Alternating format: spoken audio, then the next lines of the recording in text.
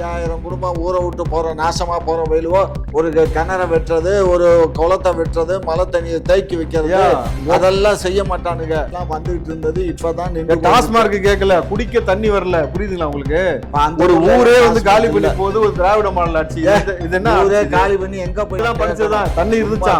தண்ணி இருந்துச்சா? அந்த சூரியன் இருக்குல்ல, சூரியன், இந்த விலகாத சூரியன் தண்ணி எல்லாம் உறிஞ்சு பிடிச்சான். சூரியன் வந்தாலே வந்து அங்க வந்து மக்கள் வாழ முடியாத சூழல் ஆகி போச்சான்.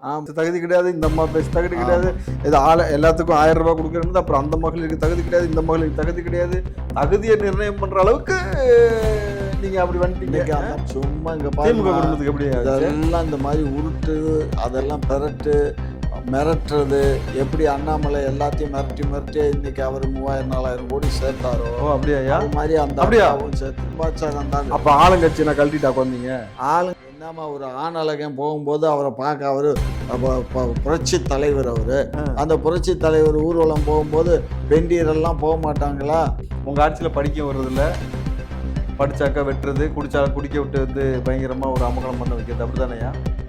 ஏமா இந்த எடப்பாடி இல்லை, எடுபட்ட பாடி வந்தாலும் எங்களை ஒன்றும் பிடுங்க முடியும். யார் இந்த எடுபட்ட பாடி? அதை அவர்கிட்ட போய் கேளு. எந்த தொகுதியில் நின்றாலும் சரி, நானும் அவரும் போட்டி போடுவோம். அவருக்கு தான் ரசிகர்கள் கூட்டம், மகளிர் கூட்டம், அந்த கூட்டம் இந்த கூட்டம் இருக்குல்ல, எத்தனை ஆயிரம் வாக்கு வருது, எவ்வளவு வாங்குறாருங்கிறத பார்ப்போம். நானும் இது இந்த ஆள் நிக்கிறதுக்காகவே நான் தலைவர்கிட்ட சீட்டு கேட்டு வாங்கி நாங்க நிக்க. என்னவோ பூச்சாண்டி காட்டுறீங்க. என்ன விஜய், என்னம்மா விஜய் பார்த்தீங்களா? சும்மா விஜய் விஜய்னு இந்த பூச்சாண்டி மசர்லாம் எங்கள்கிட்ட காட்டாதீங்க. அதெல்லாம் நாங்கள் 2000 பேருக்கு வேலை பிடிங்கிட்டு அவனை போய் வேற வேலை செய்ய சொல்லு, அவன் அப்படித்தான் பண்ணுவோன்னு சொல்லி பேசினார்ல. இதான் அவங்க பண்ற அரசியல். இவர் தளபதி விஜய் எடுத்து நின்று ஒரு ஜெயிச்சு டெபாசிட் கூட வாங்காத அளவுக்கு கிழிச்சிருவாங்க. நான் தோத்து போயிட்டா நான் வந்து இந்த அரசியலே விட்டுட்டு நான் சினிமாவுக்கு நடிக்க போறேன்னு ஏற்கனவே ஒருத்தர் சொன்னாரு. ஐயா உங்களை அதான் கூட கன்சிடர் பண்ணலையா? அதனால நீங்க வேஸ்டா உட்காந்து தம் கட்டி போய் புதுசா எச்ராஜா கூட நடிக்க வந்திருக்காரு தெரியுமா?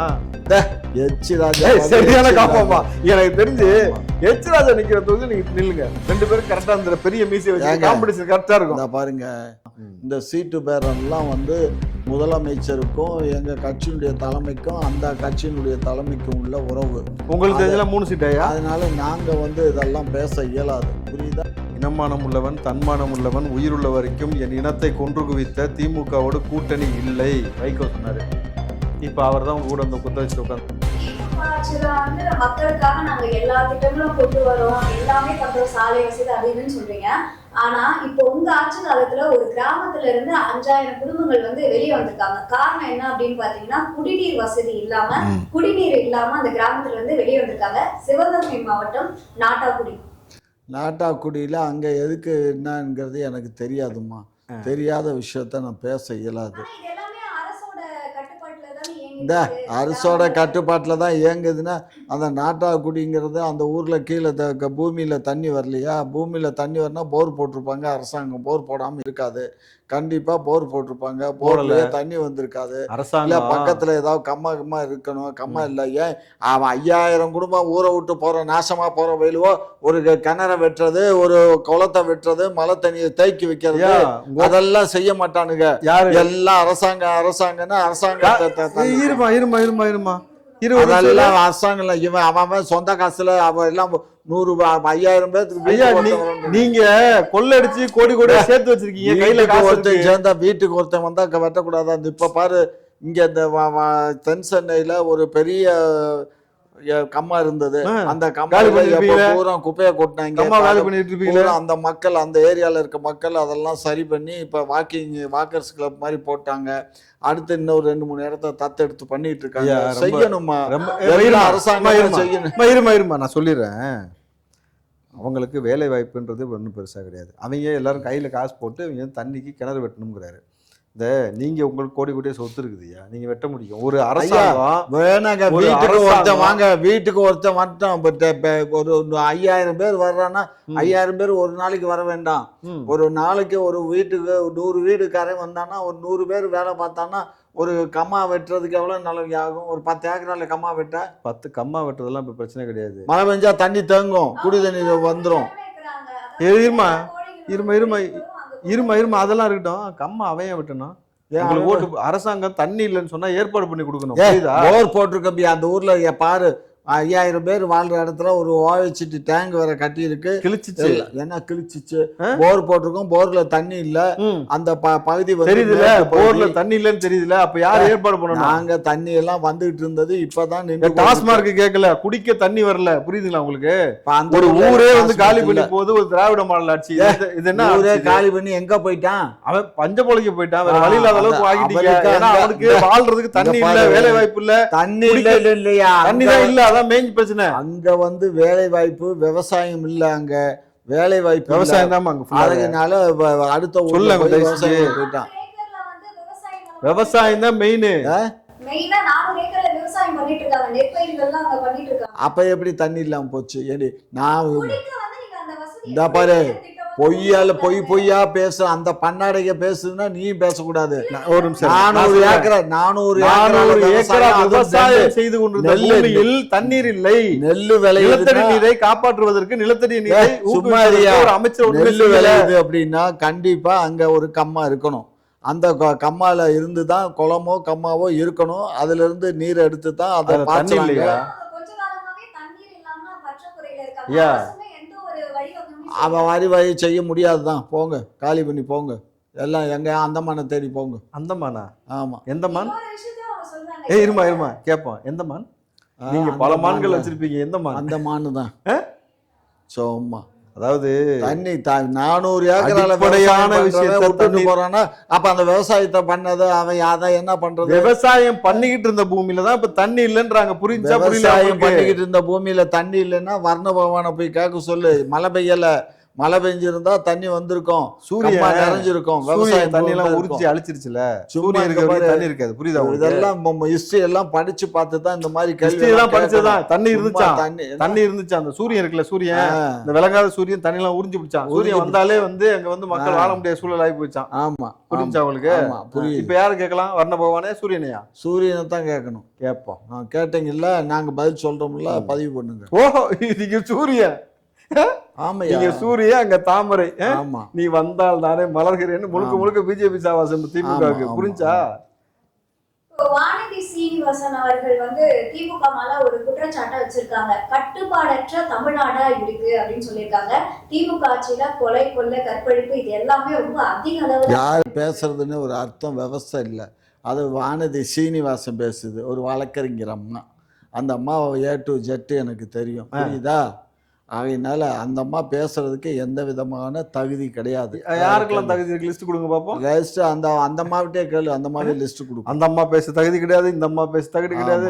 இது எல்லாத்துக்கும் 1000 ரூபாய் கொடுக்கறது. அப்புறம் அந்த மகளிருக்கு தகுதி கிடையாது, இந்த மகளிருக்கு தகுதி கிடையாது. தகுதியை நிர்ணயம் பண்ற அளவுக்கு நீங்க அப்படி வந்துட்டீங்க. அந்த அம்மா எப்படி 300-400 கோடி ரூபாய் சொத்து வந்துச்சுன்னு கேளு. அந்த அம்மாட்ட கேளு. நான் என்ன வந்துச்சு? அந்த அம்மா தான் 300-400 கோடி சொத்து வச்சிருக்கேன். எப்படி வச்சிருக்கு? எனக்கு தெரியும் அந்த அம்மா நிலைமை என்ன. 5 ரூபாய்க்கும் 50 ரூபாய்க்கும் வக்காலத்து போட்டுக்கிட்டு இருந்த அம்மாவுக்கு இந்த காசு எங்க இருந்து வந்துச்சு?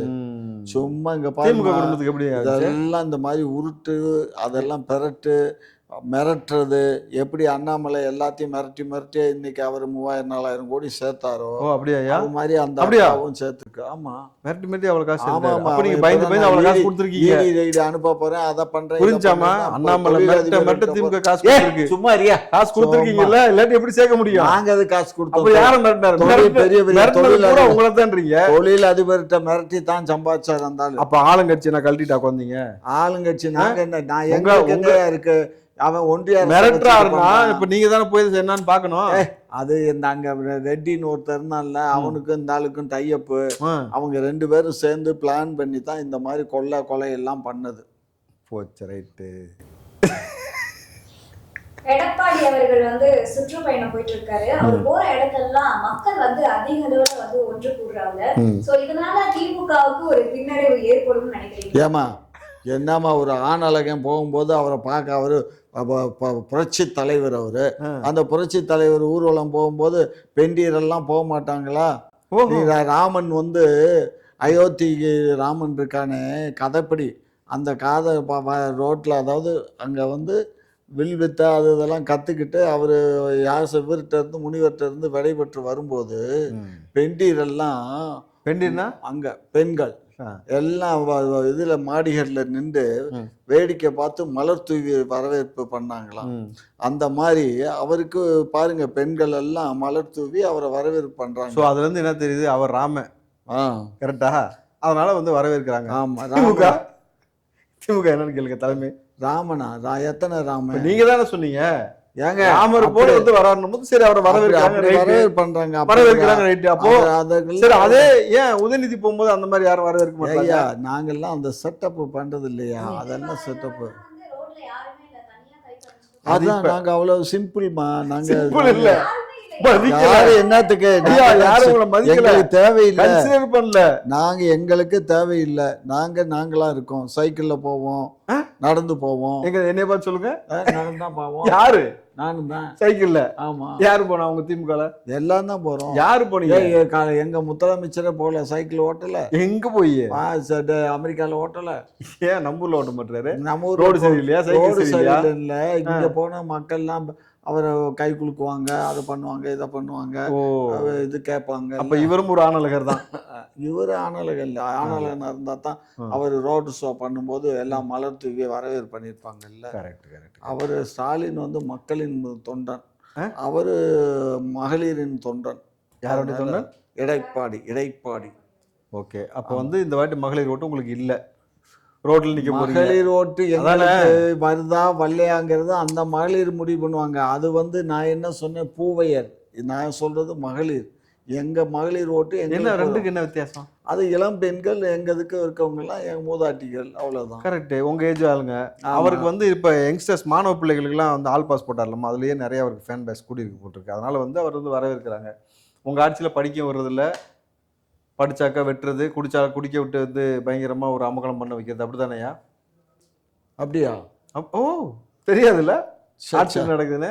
நாங்க வந்து இங்க சரி, அந்த புள்ள கேட்ட கேள்விக்கு பதில் சொல்லுங்க. என்ன கேட்க? எடப்பாடிக்கு மிகப்பெரிய அமோக வரவேற்பு இருக்கு, அதனால உங்களுக்கு ஆட்சி மாற்றம் நிகழும், உங்களுக்கு ஆப்படிக்க போறாருன்னு சொல்றாங்களே, உண்மையான்னு கேக்குறாங்க. ஏமா, இந்த எடப்பாடி இல்ல, எடுபட்ட பாடி வந்தாலும் எங்களை ஒன்றும் புடுங்க முடியாது. யார் இந்த எடுபட்ட பாடி?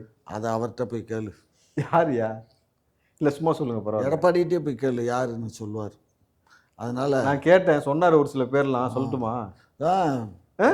கொஞ்சம் பேர் எனக்கும் தெரியும், நானும் சொல்லட்டுமா? சொல்லுங்க, எல்லாம் விடாதீங்க.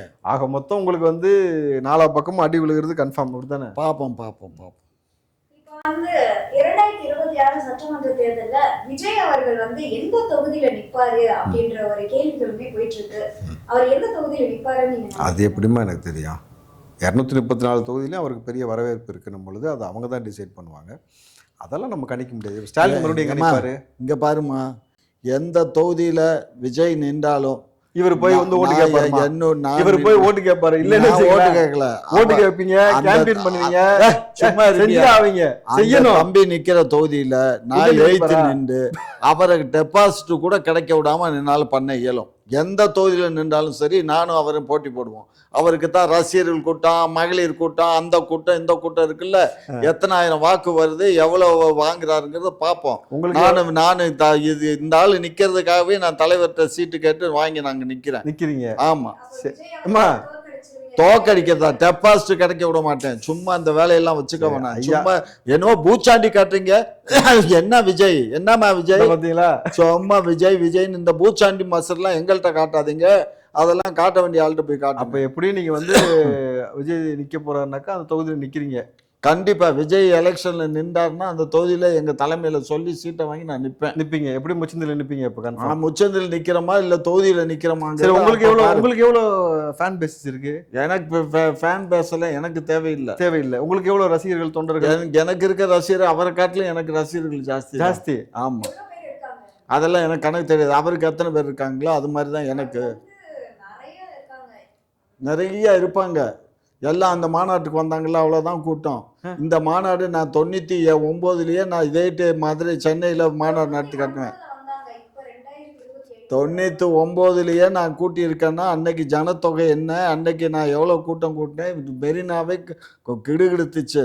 மெரினாவே இங்கே வங்கமே கடந்து வந்துருச்சாங்கிற அளவுக்கு வந்துச்சு கூட்டம். புரியுதா? சரி, அதெல்லாம் வந்து இங்கே பாருமா, நாங்கள்லாம் வந்து வயசானவங்க தான். நாங்கள்லாம் இன்னுமே அவரை மாதிரி இளமையாக நாங்கள் போய் சுத்த முடியாது, வைக்க முடியாது. அரசியல் பேசுவோம், மக்கள்கிட்ட அரசியலை எடுத்து சொல்லுவோம். மக்களுடைய சேவையே மகேசன் சேவைன்னு அரசியல் சொன்னாங்க.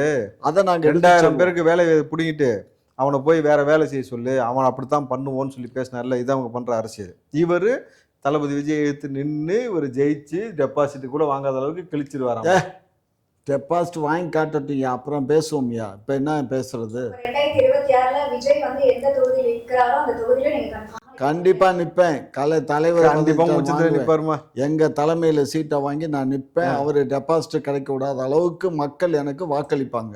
வேணும்னா பொறுத்து இருந்து பாருங்க. யாரு என்னால டெபாசிட் வாங்க முடியலன்னா சரி, இப்ப நீ சேலஞ்ச் பண்ணிக்கோ. நான் டெபாசிட் வாங்கி நான் தேர்தலில் ஜெயிச்சுட்டா அவர் என்ன ஆவாரு சொல்லு? நீ அவருக்கு கேரண்டி கொடுக்க முடியுமா? கொடுக்கலாமே. நான் கொடுக்குறேன். உன்ன மாதிரி ஆட்கள் நிறைய பேர் போவாங்க. நான் கொடுக்குறேன். நீ யாரியா கொடுக்கறதுக்கு? அந்த ஆளை சொல்லியா என்னன்ட்டு? நான் தோத்து போயிட்டா நான் வந்து இந்த அரசியலையே விட்டுட்டு நான் சினிமாவுக்கு நடிக்க போறேன்னு ஏற்கனவே ஒருத்தர் சொன்னாரு. ஐயா யாருன்னு எனக்கு தெரியல. அவரு போவாரு சினிமாவுக்கு நடிக்க போயிடுவாரு அப்படின்னு. உங்களை அதான் கூட கன்சிடர் பண்ணலையா தளபதி? அதனால நீங்க வேஸ்டா உட்காந்து தம் கட்டி பேசிருக்கீங்க. நீங்களும் விஜய் அவர்களை வச்சு பப்ளிசிட்டி தரணும் முடிவு பண்ணிட்டீங்க. இங்க பாருங்க, விஜயுடைய பப்ளிசிட்டி எனக்கு தேவையில்லையா? நான் என்ன கூத்தாடியா தேர்தல்ல நிக்கிறதுக்கு? ஐயோ இருமா இல்ல இவர் யார் சொல்றாரு? கூத்தாடியானு என்னைய தானே உதயநிதி சொல்ல வராரு, ஸ்டாலின் சொல்ல வராரு. தான் கேட்டேன். நான் கேட்ட கேள்வியை பார்க்க நான் என்ன கூத்தாடியான்னு நான் தான் எலெக்ஷன்ல நிக்கிறதுக்கு நான் என்ன கூத்தாடியான்னு என்ன அர்த்தம்? அப்ப இவங்க எல்லாருமே கூத்தாடிகள் தானே சொல்ல வரீங்க. புதுசா எச் ராஜா கூட நடிக்க வந்திருக்காரு தெரியுமா? சரியான காப்பாமா. எனக்கு தெரிஞ்சு எச் ராஜா நிக்கிற தொகுதி நீங்க நில்லுங்க, 2 பேரும் கரெக்டா அந்த பெரிய மீசியை வச்சு காம்படிஷன் கரெக்டா இருக்கும். பாருங்க, அது ஒரு எச்சில் இலை. அந்த இலையோட போய் நான் நிக்க முடியாது. ஏதோ தம்பிக்காவது கொஞ்சம் பேர் இருக்காங்க, ஏதோ போட்டின்னு வந்தா ஓரளவுக்கு சரிசமமா போட்டியாவது போட்டு அதை விட்டு எச் ராஜா கிட்ட போய் போட்டி போட்டா அது என்னத்துக்கு? ரைட்டு பாத்துங்க, அவ்வளவுதான். இப்ப வந்து திமுகவுல இருந்து, அதாவது மதிமுக வந்து வெளியேற போவதாகவும் அவங்க பாஜகவோட ரொம்பவே நெருக்கமா இருக்கிறதா வந்து சொல்றாங்க. இதை பத்தி என்ன நினைக்கிறீங்க? ஏமா, அந்த நாடாளுமன்ற உறுப்பினர் அந்த வைகோவுடைய புதல்வர் கர்டசிக்கு போய் பிரதமரை பார்த்துருக்காரு. எதுக்கு போய் பார்த்துருக்காரு? அதுக்காக வந்து அவங்க பாஜக கூட போயிட்டு, ஏம்மா நாங்கள் கையெடுத்து கும்பிட்றோம்மா, போகட்டும், எங்களுக்கு ஒன்றும் இல்லை.